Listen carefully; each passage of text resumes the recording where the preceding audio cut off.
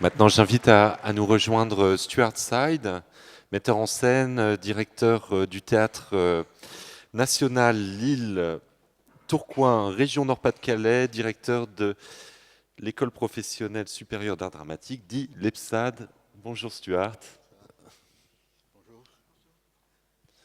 Je, je laisse vous installer. Voilà, je vous remercie beaucoup d'être présent pour cette journée. On trouvait intéressant de vous inviter à parler de ces questions-là d'enseignement parce que vous avez, et d'émergence, parce que vous avez mis au centre du projet du théâtre du Nord, puisque l'intitulé, la baseline, le slogan, comme on dit, c'est création, transmission. Est-ce que vous pouvez nous raconter l'histoire de la naissance de ce lieu de transmission? Ben, c'est comme tu viens de dire que j'ai mis ça au centre. J'ai envie de dire que ça s'est mis au centre. Maintenant, avec un peu de recul, puisque l'EPSAD, l'école professionnelle supérieure d'art dramatique, était créée il y a 10 ans. En mois d'octobre, ça fait exactement pile poil 10 ans. Et maintenant, rétroactivement, je dis, ça a une grande cohérence, tout ça, mais ça s'est fait peu à peu. Il y a 15 ans, j'étais nommé ici à Lille, plutôt, dans la région comme directeur du CDN. Et auparavant, en tant de metteur en scène avec compagnie, j'avais un parcours, pas mal de long parcours de pédagogue, 10 ans au conservatoire à Paris, 4 ans auparavant à ce qu'on s'appelait à cette époque-là l'école de la rue Blanche, l'ENSAT, qui est maintenant à Lyon, plus des expériences pédagogiques au TNS, à la Comédie de Saint-Étienne, à New York University, the American Center à Paris.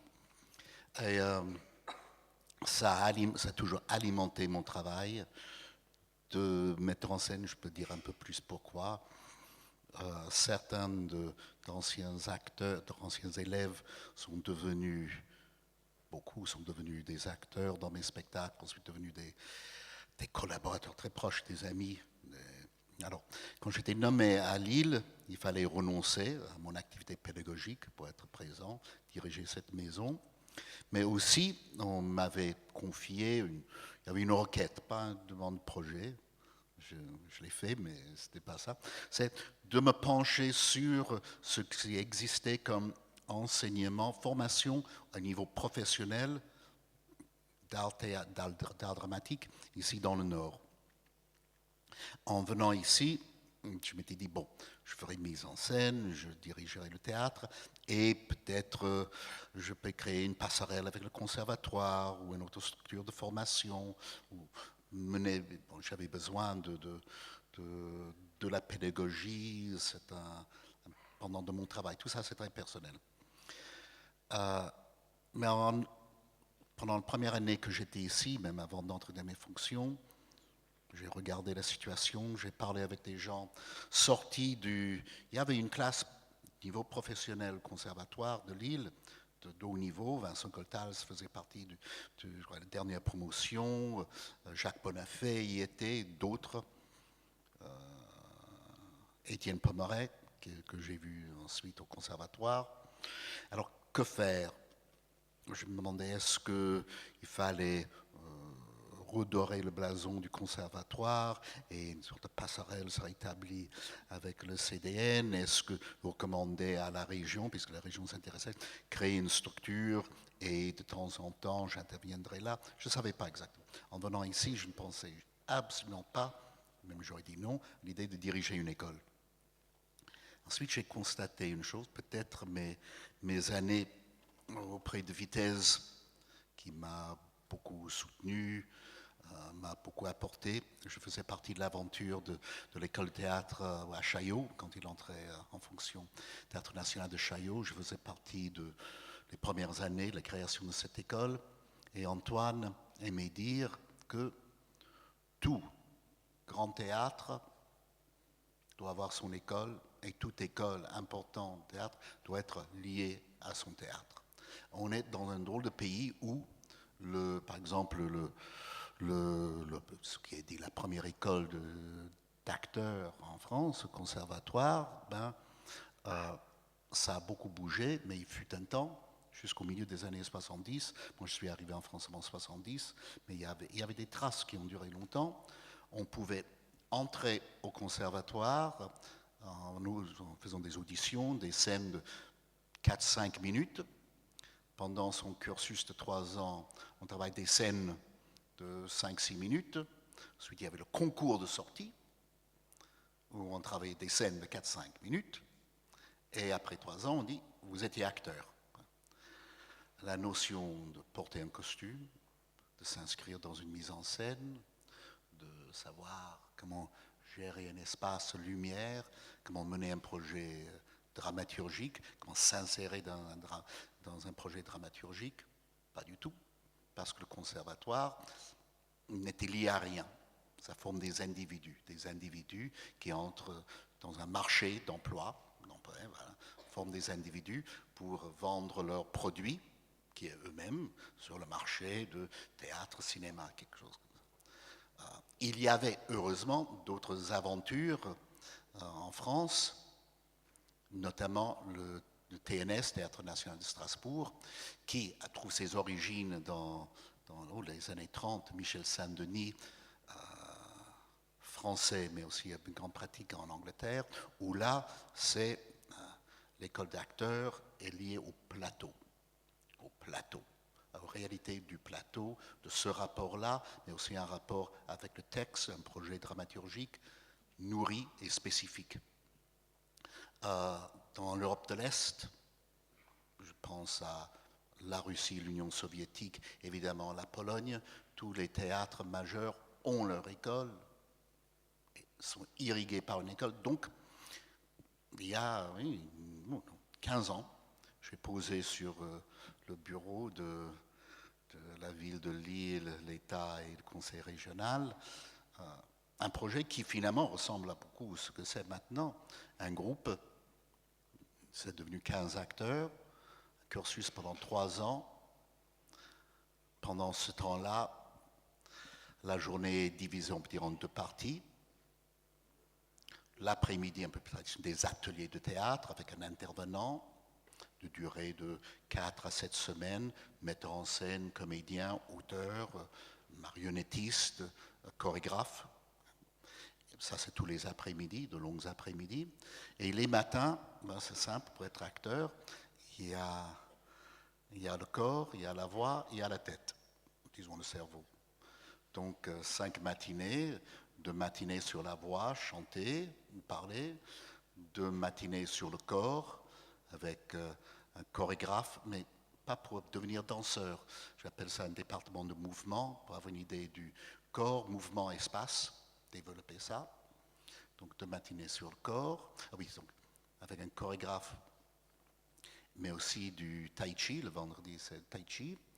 Et dernière matinée, pour la tête, le cerveau, Yannick Mansell, bien connu ici, mène pendant 3 ans un cours de dramaturgie, histoire de théâtre, dans ses formes, dans les contenus, dans l'évolution de ses formes et son contenu. Donc, cette école a été créée, et en 2003 donc,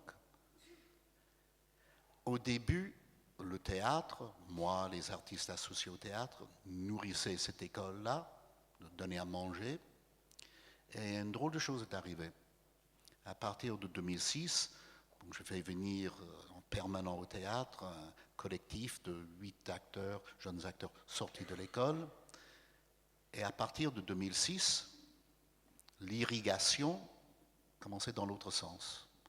La présence de cette école, la présence de gens sortis de cette école, de leurs projets, leurs aspirations, etc., on commençait à transformer même ce qui était sur le plateau et les relations à l'intérieur de la maison. Donc là, l'irrigation commençait dans les 2 sens. D'où est venue cette idée de mettre officiellement sur notre lettre en tête, centre dramatique, centre transmission, création. Mais je me rends compte que cette notion de création et transmission, c'est une chose qui m'habite depuis le début de ce que je fais, parce que je pense que metteur en scène, même directeur de théâtre, et acteur, nous sommes des passeurs. Ça ne veut pas dire qu'on n'est pas créateur. En passant, on crée. De nouveau, hommage à Vitesse, je revendique cette idée de l'acte joué, c'est un acte de création. Créer un personnage, créer un espace avec des choix conscients, inconscients, des choix pris intellectuellement, d'autres choix pris intuitivement.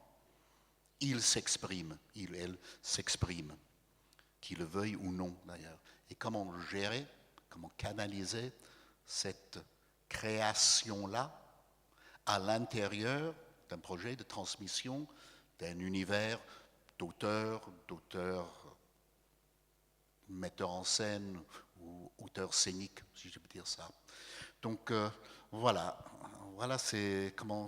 Donc ça a donné un nouveau visage au théâtre, un visage que je me rends compte, je voulais ça dès le début, mais je ne le savais pas. Ça s'est révélé à moi, à nous, et c'est devenu l'identité majeure de ce théâtre, à quel point que à l'automne aura lieu la dernière création de mon séjour au Théâtre du Nord, puisque je m'en vais à la fin de 2013, et la création dans la grande salle sera particulier élémentaire d'après Houellebecq, montée par Julien Gosselin, que ça peut venir aussi ici, qui est sorti de la deuxième promo, avec essentiellement sur le plateau des acteurs aussi sortis de deuxième promo.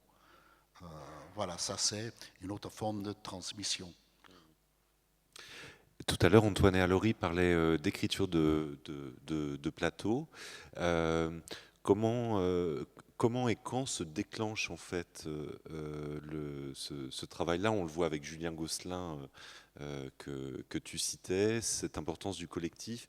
À partir de quand ça commence à travailler? Qu'est-ce qui s'apprend avant que ça commence avant que parfois certains acteurs commencent à passer à la mise en scène ou à... Mais c'est finalement, et je dis ça aux élèves au début du parcours, ma façon d'aborder la pédagogie, finalement, pour l'acteur, l'homme ou femme de théâtre, je ne peux rien leur apprendre. Rien. On dit à vous former les acteurs. Moi, je forme personne. Il n'y a qu'une seule personne qui peut former un jeune acteur, jeune actrice, c'est cette personne elle-même. Notre responsabilité. Voilà, je vais revenir puisque je rejoins ce qu'ils viennent de dire là. Ok, ils ont, Julien et sa bande, ils ont disons 25 ans. Ils sortent de l'école, on peut dire, un peu comme au conservatoire, c'est important, et souvent les pouvoirs publics, mais est-ce qu'ils trouvent des emplois? Est-ce qu'ils bossent après? C'est important, je suis ravi je ne veux pas qu'ils restent chômeurs à leur sortie de l'école, mais moi, ce n'est pas uniquement qu'ils soient acteurs pendant 2, 3, 4, 5 ans, quand il y a un marché pour les jeunes acteurs, parce qu'ils sont jeunes et parce qu'ils sont bon marché, mais je souhaite qu'ils puissent faire du théâtre ou de l'art, soit artiste, pendant 10, 15, 20 ans. Je dis que vraiment la vraie réussite d'une école, mais on y arrive presque, c'est pas après 3, 4 ans, c'est en 10 ans. On va voir ce qu'ils sont à 35 ans. Donc si un jour j'avais une discussion avec une élève, première promo, mais c'est pas ça le théâtre que je veux faire. Mais bon, faites ici, suivez les aventures diverses proposées par les intervenants ici. Une fois que vous sortez, faites votre théâtre, si vous voulez. 2 mois, un jour avant la création de Godot,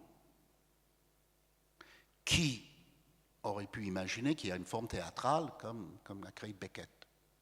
Qui aurait imaginé, il y a 20 ans, que la danse, la musique, le chant et aussi la vidéo joueraient un tel rôle dans le spectacle vivant? Donc, quelque part, il faut former des gens. Bon, Coltès, okay, un jour Coltès, ou Novarina, prenons une langue. Bon, comment former quelqu'un pour jouer une pièce, même pour s'inscrire dans des formes qui n'existent pas encore? On est en 2012, donc je prépare au travail sur des gens et je souhaite qu'ils soient aptes à entrer dans la danse d'une forme théâtrale en 2030. À quoi va ressembler le spectacle vivant de 2030? Quelles vont être les préoccupations de la société, les préoccupations des auteurs, des créateurs, et quelle sera la forme que ça va prendre? Qui eût imaginé Novarina avant Novarina? Donc on forme des gens, autrefois au conservatoire et d'autres, voilà, il y avait les Molières, Racine, le grand sociétaire de la comédie française, transmettait la tradition, voilà, comme il fallait depuis des siècles ou des générations on fait. Maintenant, comment être préparé pour être bien dans du tout neuf, pour ce qui n'existe même pas. Donc, ce que je leur dis, je serais ravi en sortant qu'ils travaillent, que Patrice Chéreau leur demande de jouer dans un film, je serais ravi, ou Jean-Pierre Vincent ou Peter Brook, d'accord, c'est la vie d'acteur. Mais aussi, je leur dis, n'attendez pas ça. Si on ne veut pas de vous, ben vous n'avez pas besoin de Chéreau, ni de Brook, ni de Stuart Side. Faites votre théâtre vous-même. D'accord, vous n'aurez pas de moyens, mais Chéreau au début n'en avait pas, Stuart Side non plus. Beaucoup d'aventures d'aujourd'hui, on sait que l'école, c'est aussi ça, d'accord, l'échange élève-maître, mais là-dedans se constituent des bandes, des affinités, des ambitions communes. C'est comme ça que moi j'ai démarré. Une bande, on était à Paris, une bande de copains, on échange une ambition semblable, on fait un spectacle avec rien, plouf, ça devient un grand succès. Deuxième grand succès, Vitesse, Jacques Lang voit ça, pouf, ça décolle. Mais c'est là où se créent des bandes. Et si on voit les gens comme l'équipe de Creusevaux, Gabili, Jean-François Sivadier, c'est un prolongement de la bande à Gabili, etc. Et souvent, les écoles, ça sert aussi à ça. Alors, il faudrait que l'école soit attentive à ça, admette l'existence de cela, l'encourage, ne le freine pas trop. Ça va toujours déborder, heureusement. Donc je crois que c'est ça d'être à l'écoute des bandes, des réseaux qui se forment. Ça durera ce que ça durera. Je ne sais pas si je réponds à ta question. Oui, oui, non, je crois. Et il y avait peut-être une question complémentaire sur, puisqu'on on vient de voir par exemple avec l'exemple des Nine Evenings, où il y a tout un héritage de la performance ou de choses qui ont été réalisées parfois il y a plus de 30 ans qui ressurgit. Comment est-ce que par rapport à ces différents héritages, puisque effectivement ça s'ouvre beaucoup avec la danse, la vidéo, la performance, comment est-ce que cette interdisciplinarité modifie les enseignements artistiques aujourd'hui? C'est sûr, nous ne pouvons pas prétendre former des gens dans toutes ces disciplines. La seule chose qu'on peut faire, et même tout, j'ai eu une discussion avec les élèves il y a 2 jours, puisqu'ils disent que c'est frustrant de ne faire que 5 jours, frustrant de faire 5 semaines. Peut-être une école a son utilité si la jeune personne sort de là hyper frustrée. Qu'est-ce que je dis donc il va falloir mais frustré parce qu'il aurait bien passé plus de temps avec ça, plus de temps avec ça, plus de temps. Ensuite, les uns, je pense à Sébastien Amblard qui est sorti de première, il est très intéressé par l'image. Bon, on s'est équipé un peu de ça, mais on puisse l'orienter pour aller, si ça t'intéresse, va suivre ton rêve, sa passion là-dedans. Donc, nous, en anglais, on peut amener un cheval jusqu'au bord de l'eau, mais on ne peut pas le faire boire. Donc à nous, là, Jean-François Perret, qui actuellement travaille avec le Frénois, il y a une installation de Perret au Frénois, certains élèves ont travaillé avec Jean-François, s'insérer dans cette installation-là. Je ne sais pas ce que vont penser tous les 15, mais ils savent que ça existe, ils sont exposés à ça, ça va révéler des affinités ou des dégoûts, ou des attirances des uns des autres, à nous de les mettre devant une grande perspective, de voir une multiplicité de pistes contradictoires. Et ils se forment, le vrai artiste scénique ou autre, cette idée. On a 3 ans, un dentiste, on va à fac dentaire, on ne sait rien. 3 ans après, on peut remplir des caries, on est dentiste. On aime une musée, on sait fabriquer une table, c'est fait. Pour l'acteur, l'artiste, homme de théâtre, femme de théâtre, la formation, c'est pas continu, c'est pérenne. Comment leur donner le goût de se mettre en question, se remettre en question, vouloir se former sur 10, 15, 20, 30, 60 ans. Donc c'est beaucoup plus ça. C'est les amener mettre devant des programmations ici, que ça ne devienne pas une école du théâtre du Nord. Ils ont une chance de vivre, ne serait-ce pas en 3 ans dans cette région-là, de voir la multiplicité de propositions culturelles. Donc pas uniquement théâtre, c'est aussi musique, évidemment, danse contemporaine. J'y tiens beaucoup. Ça joue un rôle très important pour moi. L'acteur scénique, tout vient du corps. La voix, c'est une émanation du corps. Donc c'est un vecteur très important pour moi, donc pour nous. Et de les dire, voilà, moi j'étais un scientifique jusqu'à 16 ans, 16, 17 ans avant de découvrir le théâtre. Et quand j'ai découvert le théâtre, pourquoi je l'ai continué à faire, c'est soudainement, je me suis rendu compte que tout ce que je vois, tout ce que je lis, toute rencontre peut me servir, peut entrer dans cette pratique-là. Alors, comment leur donner un goût d'une curiosité absolue pour tout. C'est ça. Alors, si on leur souffle un peu de ça, bon, les nouveautés, je reviens un peu plus discipliné là, certains ont travaillé, on retravaille avec quelqu'un comme Lucie Berelovitch, aussi en invitant des artistes comme Lucie, qui travaille à cheval sur l'installation, chorégraphie, théâtre. Ça ouvre des portes. Certains ne vont pas vouloir prendre ces corridors-là dans leur vie, et d'autres, c'est le hasard de la vie qui joue. Ça va? C'est parfait. Merci beaucoup. Je vous propose de prendre 1 ou 2 questions dans la salle.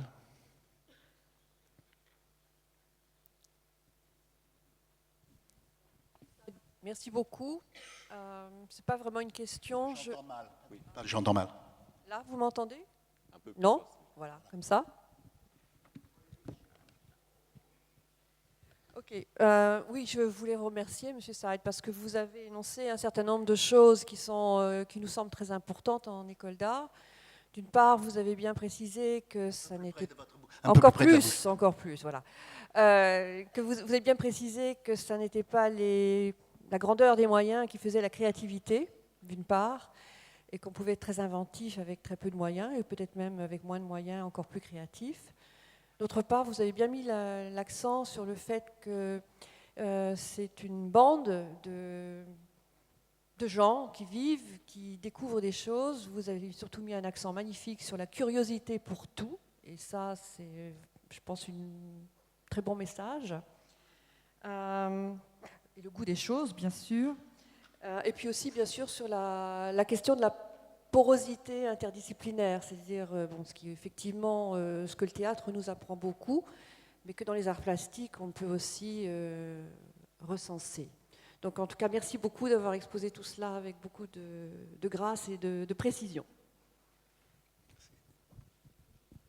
Aussi le travail régulièrement depuis l'ouverture de l'école, un homme que j'apprécie beaucoup, qui était élève, acteur avec moi, Gildas Milin. Le travail de Gildas Milin, comme beaucoup de monde, il y a 40 ans maintenant, je pense, comme il est ce qu'on appelle un auteur de scène. Il est auteur et metteur en scène, mais son travail, il est plasticien, il est musicien formidable. Donc, il écrit, il met en scène, mais son univers est tellement ancré dans cette pluridisciplinarité-là, en le faisant travailler, voilà. C'est énorme ce qu'on demande d'un jeune acteur, pas un jeune acteur, en France, la palette de travailler avec Claude Régis ou travailler avec Vincent Macaigne, et on veut que l'acteur soit à l'aise dans tout cela. S'il a le luxe de choisir, ce qu'il choisisse, d'accord, mais un acteur peut trouver son bonheur dans les deux. Donc, effectivement, de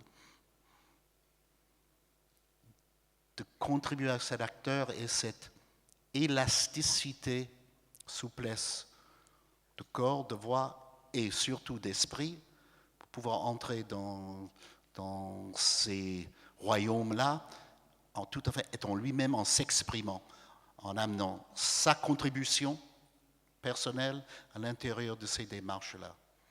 Donc, de travailler avec Gildas Milin un jour sur les mangas, un projet futuriste sur les mangas, et faire un atelier avec Anne Delbé, où elle, comme référence, un jour, j'ai entendu dire par les acteurs, faites comme Sarah Bernhardt. Donc, il n'y a pas beaucoup de preuves qui évoquent Sarah Bernhardt. Mais il y a quelque chose à tirer de Sarah Bernhardt, je suis sûr. D'ailleurs, il y a entre Sarah Bernhardt et Claude Régis, mais ça, c'est une autre discussion. Il y a quelque chose à tirer de tout ça. Donc, comment cultiver une telle réflexion, une ouverture d'esprit comme ça? Parce que forcément, beaucoup de jeunes, mais si certains entrent dans l'école parce qu'ils veulent, ils veulent être des stars, je comprends, qu'ils veulent être célèbres, gagner beaucoup d'argent, avoir une belle carrière, soit c'est son choix. Nous, notre but, c'est qu'ils sont outillés pour mettre en vie leur choix, mais que ce soit le résultat d'un choix. Ensuite, je peux penser ce que je veux de leur choix, mais jouer, c'est choisir. Mettre en scène, c'est choisir. Traduire, c'est choisir. Et choisir, c'est pas faire ce qu'on veut, mais ce qu'on a décidé de faire. C'est ça la liberté. Donc, c'est un apprentissage, comment être libre. Et on a toute une vie pour essayer d'y arriver un peu. Je crois que c'est un beau mot de fin pour cette matinée. Merci Stuart.